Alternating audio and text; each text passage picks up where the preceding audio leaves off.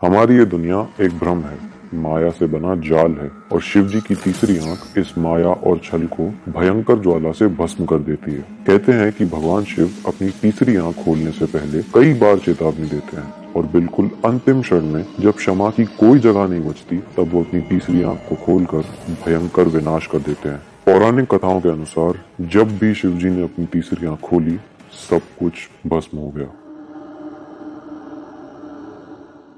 भगवान इंद्र और देवगुरु बृहस्पति किसी दुविधा के समाधान के लिए शिव जी के पास जा रहे थे। शिव जी जो त्रिकाल ज्ञानी हैं, वो जानते थे कि इंद्रदेव उनके पास आ रहे हैं। उन्होंने इंद्रदेव की भक्ति की परीक्षा लेने का सोचा। एक ऋषि का रूप धारण कर महादेव इंद्र और बृहस्पति के रास्ते में बैठ गए। ऋषि को देख इंद्रदेव ने उनसे पूछा कि वो कौन है और उनसे विनती की कि वो रास्ते से हट जाएं। लेकिन शिव जी अपनी जगह से नहीं हिले।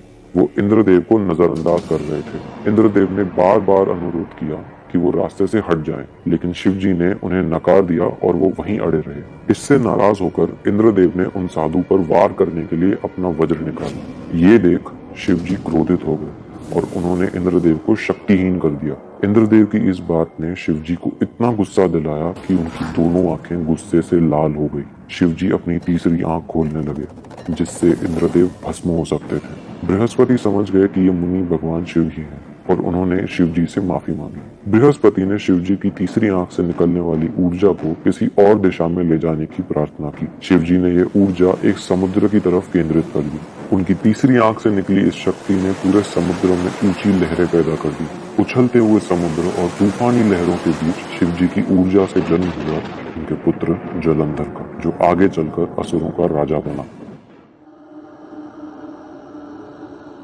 देवी सती की मृत्यु के बाद भगवान शिव बहुत दुखी हुए थे, इसलिए अपने इस दुख से उभरने के लिए वो गहरी समाधि में चले गए थे। कई साल गुजर गए, लेकिन शिव जी ने अपनी आंखें नहीं खोली। इसी बीच धरती पर ताड़कासुर नाम का एक खौफनाक असुर इतना शक्तिशाली हो गया था कि वो देवताओं को भी आसानी से हराने लगा। ताड़कासुर को ब्रह्मा जी से वरदान प्राप्त हुआ था, जिसके अनुसार उसकी मौत सिर्फ भगवान शिव के पुत्र के हाथों होनी थी। इसीलिए शिव जी की संतान का जन्म लेना बेहद आवश्यक हो गया। इस सब के उपाय के लिए देवताओं ने एक योजना बनाई। उन्होंने फैसला किया कि प्रेम के देवता कामदेव शिव जी पर अपना तीर छोड़ेंगे। उनका मानना था कि उस तीर के लगते ही शिव जी के मन में फिर से प्रेम जाग जाएगा। कामदेव जानते थे कि भगवान शिव पर वार करना खतरे से खाली नहीं होगा, लेकिन धरती को तारकासुर से बचाने के लिए और कोई उपाय नहीं था। शिव जी को अपने जज्बातों में अचानक बदलाव दिखा और वो अपनी ध्यान की अवस्था से उठ गए। लेकिन प्रेम में पड़ने के बजाय शिव जी अपने ध्यान भंग होने से क्रोधित हो गए। उन्होंने अपनी तीसरी आंख खोली और कामदेव को जलाकर भस्म कर दिया। कैलाश पर्वत पर एक दिन देवी पार्वती बहुत खुश थी। शिव जी को वहां अपने आसन पर बैठे देख वो उनके पास चली गई।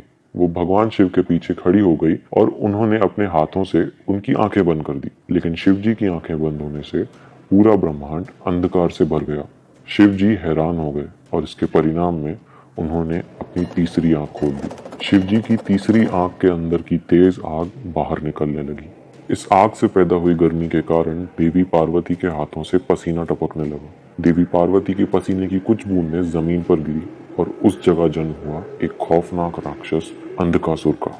शिव पुराण के अनुसार अंधकासुर एक क्रोधी, अंधा, अजीब आकार और काले रंग का भयानक राक्षस था। उसके सिर पर जटाएं थी और शरीर बालों से ढका हुआ था। वो गाता था, रोता था, हंसता था, नाचता था, सांप की तरह जीभ बाहर निकालता था और खतरनाक रूप से गरजता था।